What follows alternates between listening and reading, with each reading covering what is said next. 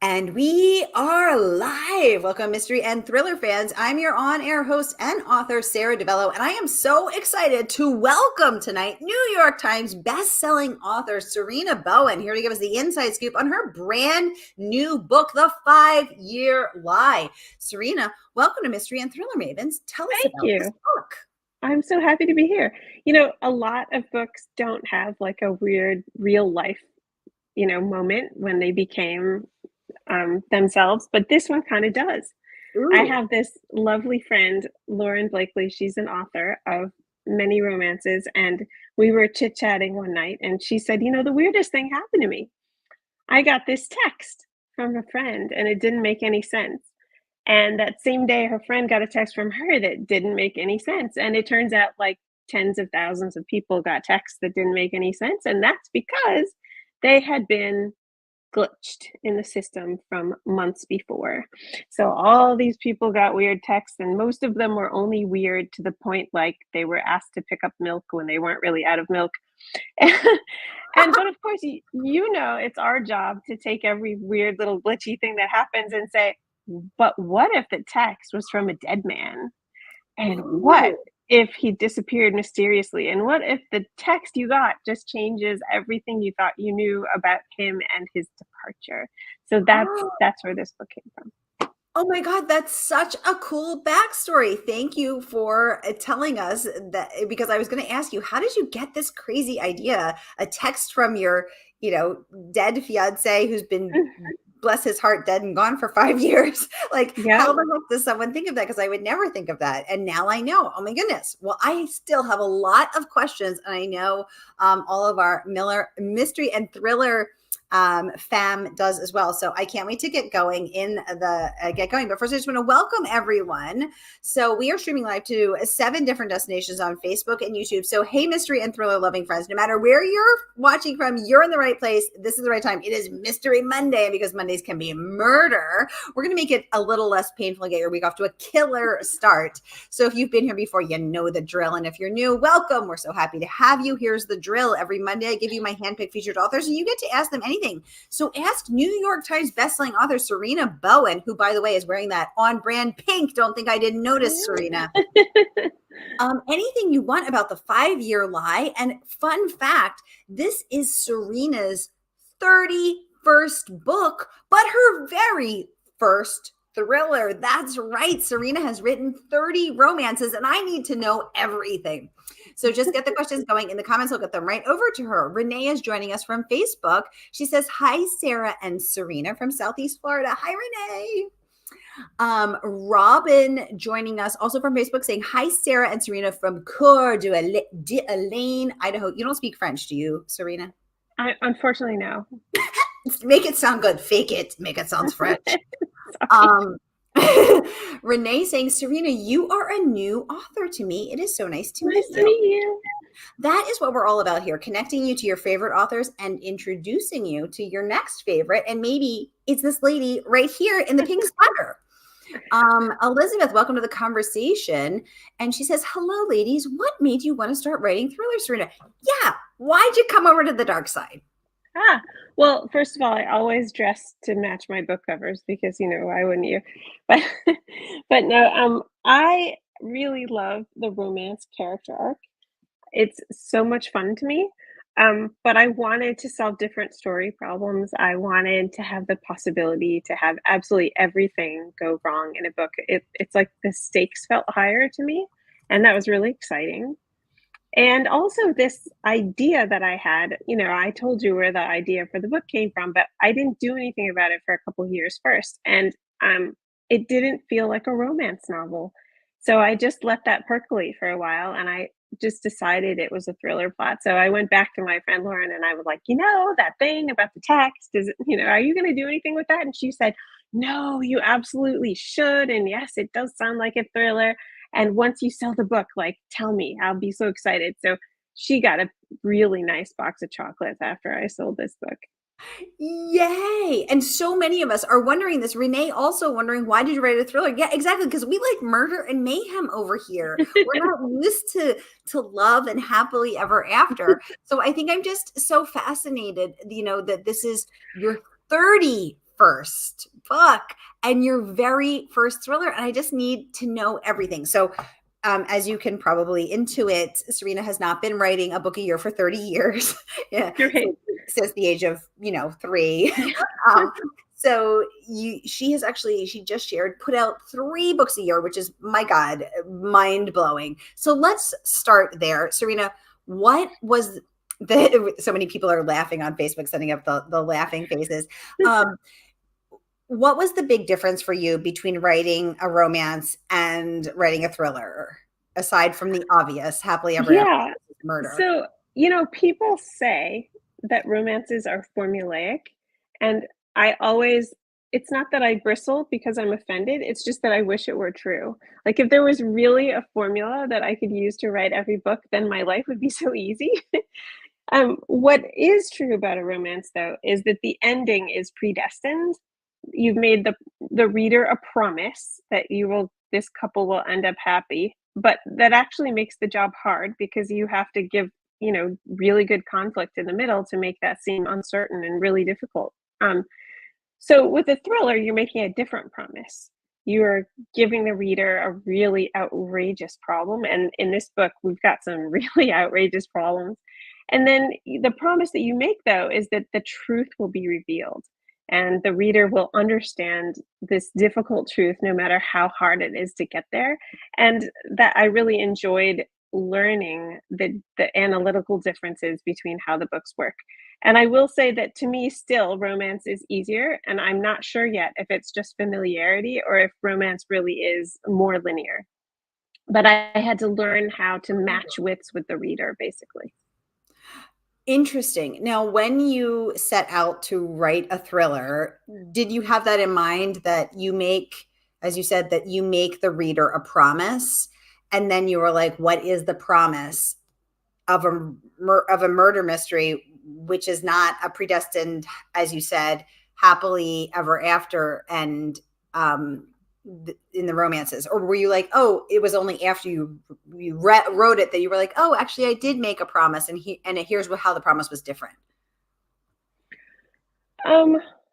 I feel like genre fiction. I love genre fiction of all kinds, and I'm a very analytical person, and I kind of feel like all genre fiction makes a promise and then keeps it, and that's what happens when we purchase a genre book as opposed to literary fiction or just something open-ended where anything could happen.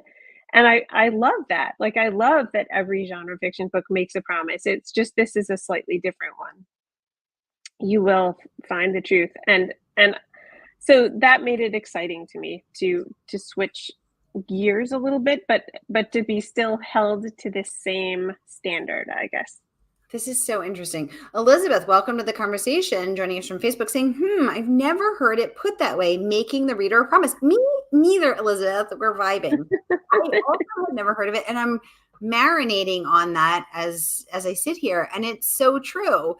In a romance, you are making the reader a promise. These two people are going to find love. They're going to have a good, happy ending. And you are making a promise in a thriller, which is this murder will get solved, and Right. you're going to have resolution. Somebody's going to die. It's not going to go down easy, but this will be okay somehow. I love that. Yeah, so in this book, it isn't strictly a murder mystery.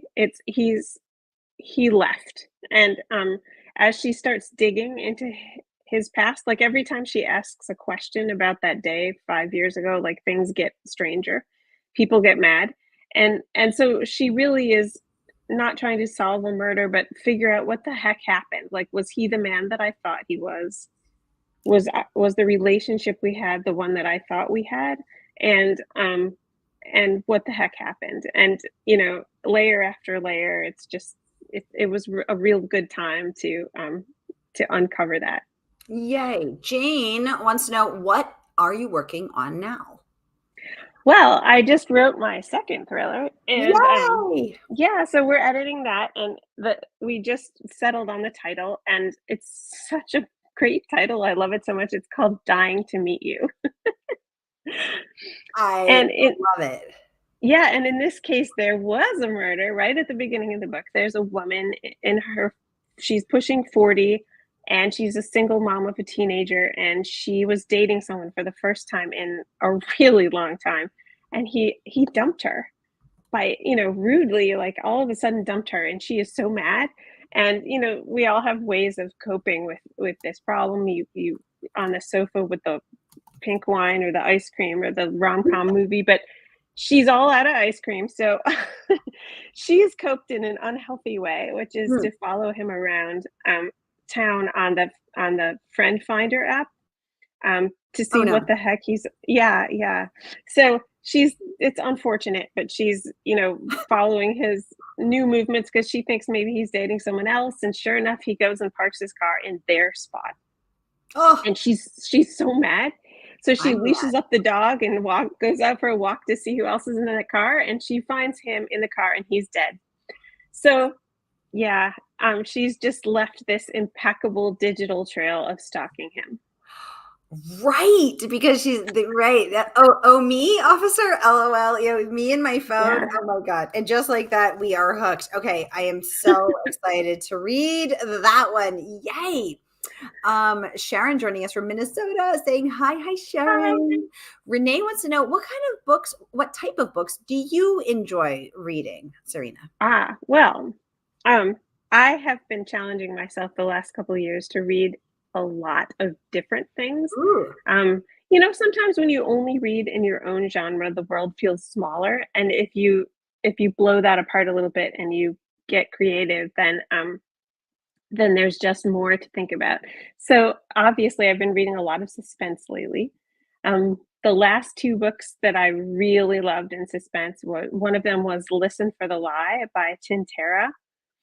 And that book is a she can't remember what happened when her friend died.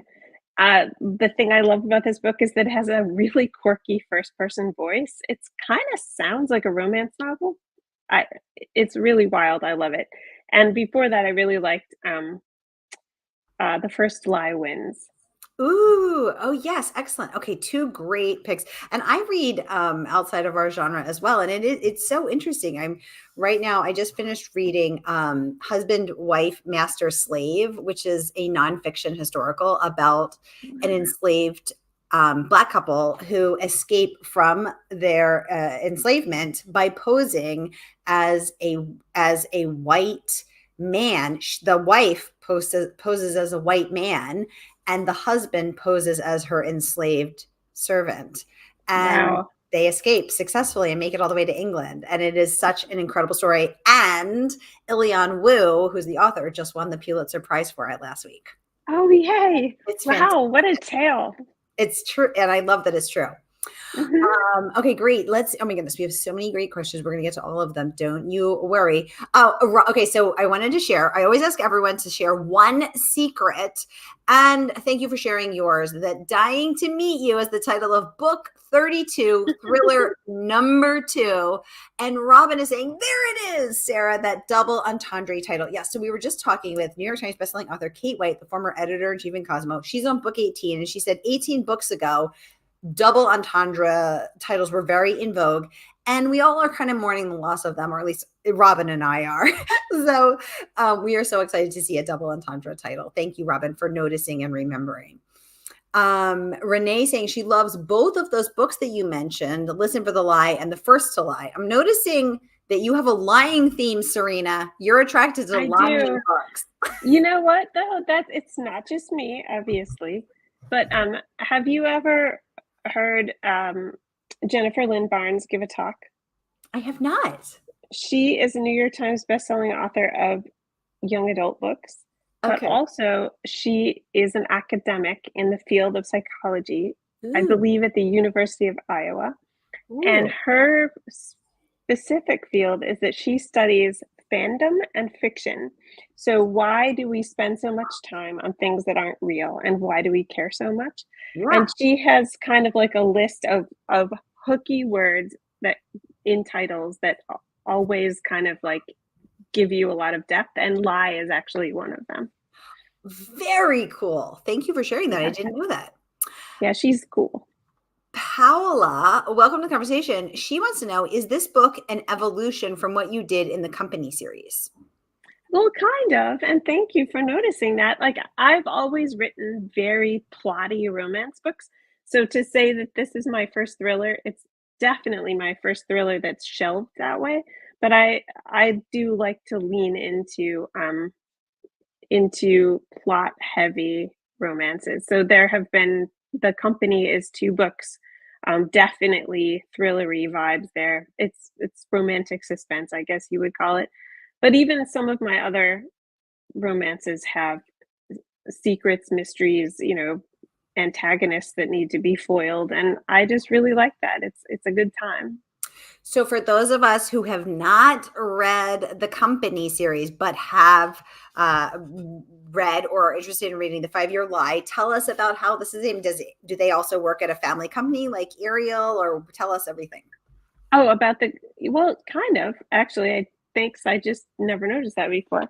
Oh, But but yeah, so in this book, the company that the family owns is makes doorbell cameras. So I had a really good time looking into like what are all of the really bad things that can happen with doorbell cameras. Like oh my that God. was fun.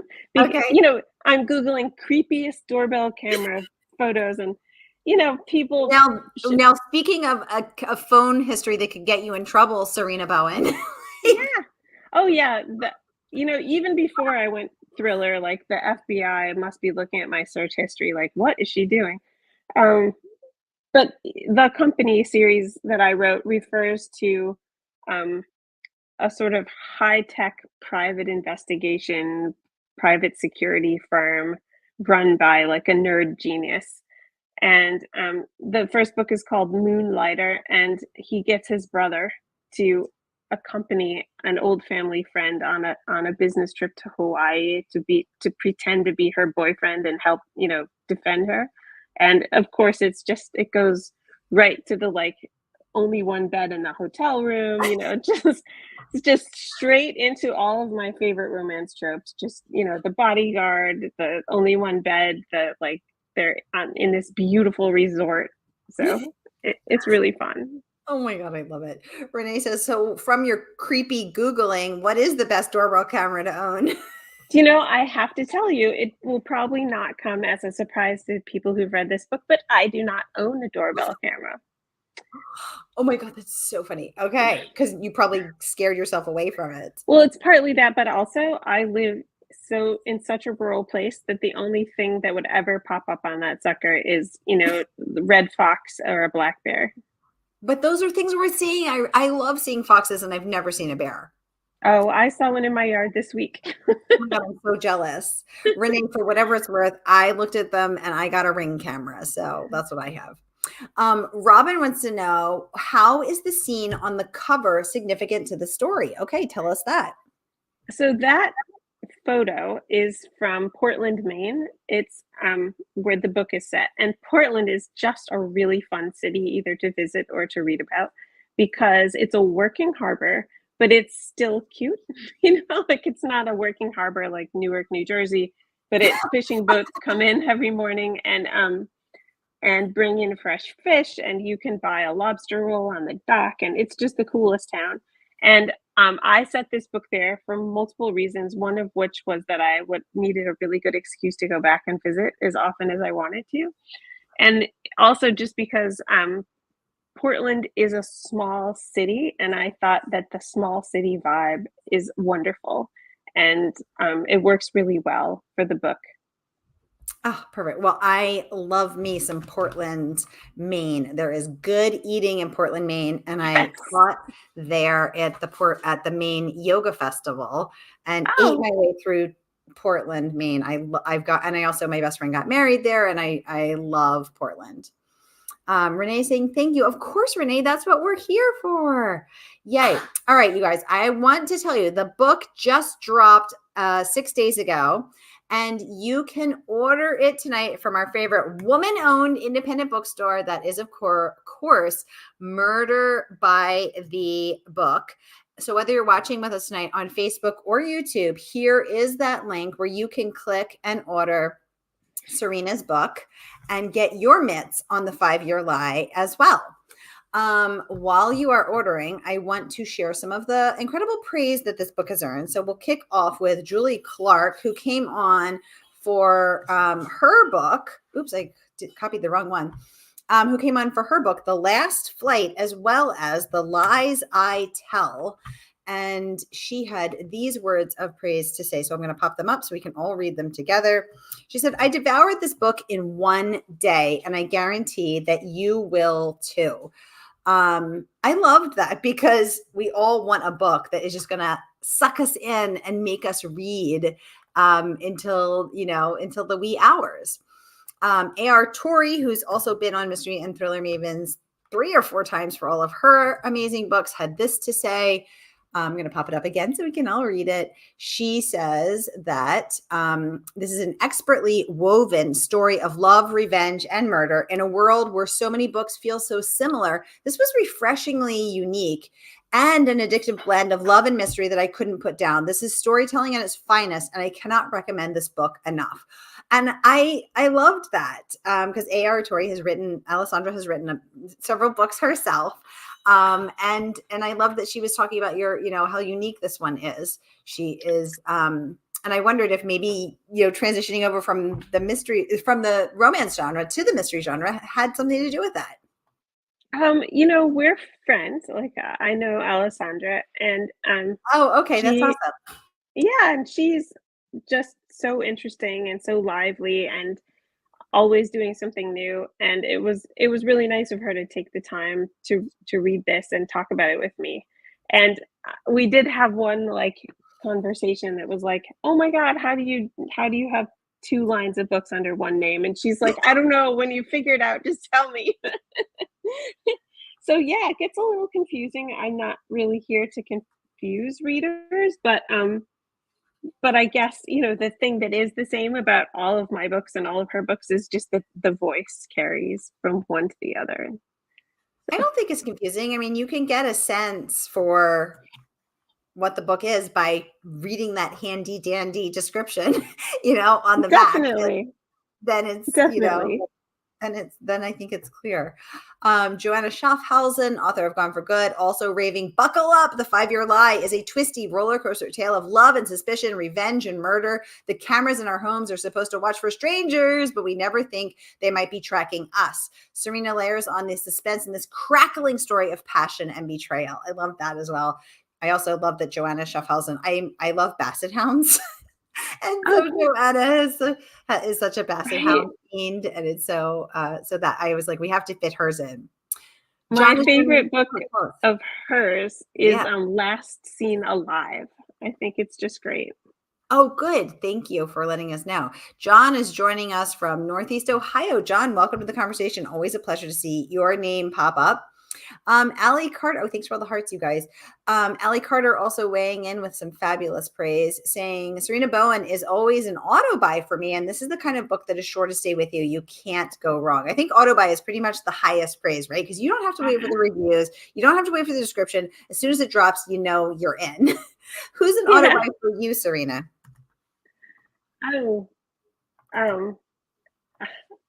How much time do you have? I just think it's really cute that you say that about Allie Carter, because she too has a real blend of romance and action in everything she's ever done. So maybe she was like the ideal reader of this book. Yes. Good point. Kirkus also had some, the comments are lagging a little. That's okay. They're going to catch up. Kirkus also weighing in, saying that Bowen never gets too bogged down in the details. She has just enough love and longing into the mix to please her romance-minded friends without scaring off the hardcore thriller addicts. An engaging and fast-paced thriller. That is high praise from anyone, but especially from Kirkus. Y'all, Sarina is coming on to give us the inside scoop for all of our murder and mayhem loving minds. So here again is that link to order, so that you can get your mitts on that too. Claudia is joining us from Lima, Peru. Hi, Claudia. Welcome. Or maybe that's Claudia. I was giving it a little zhuzh, but maybe it doesn't need a zhuzh. Cool. You know, Welcome to the conversation. So good to have you here. And I have always wanted to make my way to Lima, Peru, so that I can see Machu Picchu. so have That is I. top 5 bucket list. So, and I see that You she's know, busily reading on the train. one funny thing you just made me think of that has to do with switching genre Oh, tell is me. that, well, so I have this readership of romance readers, and I brought out this book, and I knew it would be different. And so the big question in my mind was, how many romance readers are going to follow me to this book, and what can I do to encourage them, to let them know that they'll like it. So I spent a lot of energy on that. And but then the book comes out and it's shelved under suspense, so suddenly I'm seeing lots of new faces, and that's amazing. And then I just saw on Instagram a comment that made me smile, because, of course, for months I've been thinking about readers who are like, "Ooh, is there too much? Is there too much thriller here? Am I going to be scared off?" Or is that? Anyway, and yesterday I saw somebody post this lovely 5-star review on Instagram, and I, was so happy that she did that. But then a commenter was like, "Is there too much romance in here?" And I thought, "Oh, that's delightful." Like, that's just the opposite thing that I was worrying about for the last couple months. But thank you for that. It's so funny because Kate White, who I just interviewed half an hour ago, was, of course, the editor-in-chief at Cosmo, and a Cosmo girl knows her way around a good sex scene. So when she Sure. started writing thrillers, she put a lot of sex in her books, and we had a fabulous conversation about how she reads her reviews and she crowdsources information. And she noticed that across the board, consistently, a lot of the reviews were saying, "I don't need the sex. Like, I'm here for the murder." And so she pulled back on the sex, counterintuitive to her Cosmo minded, impulses. And I just Sure. thought that was so fascinating because, it's just so, everything about that is so interesting to me. So it's It very, is. very cool to hear this feedback as well. Yeah, what are readers here for? That's like what I think about all day long. Indeed. Yeah. Exactly. Oh my goodness. Well, we are out of time, but what a pleasure to chat with you about the 5-year lie. I love that you're on brand with your cover. And we have a close to you. Yes, exactly. Pink and pink. Sarina, thank you so much for coming on Mystery and Thriller Mavens. And thank you all for spending your Mystery Monday with me. I hope your week is off to a killer start. And I will see you all next Monday. Take care. Thank you so much.